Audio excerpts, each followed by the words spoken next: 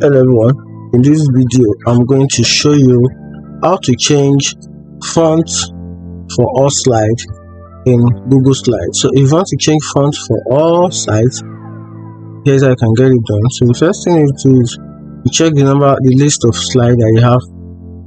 You can see you have about 20 slides right here. So you just head over to the first slide, you tap on it, which is the number 1 slide, and that's the first thing.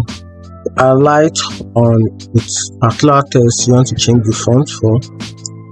So I can see this particular font is in Lato, so I want to change this to a different font. So I'm just going to tap on this drop down button right here. I'm going to drop on it.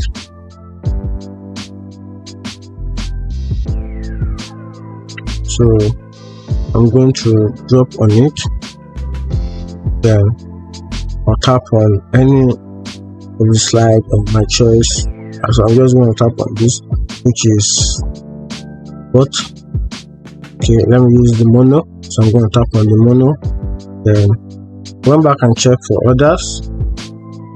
That's changed automatically, and that is how to change font in slide.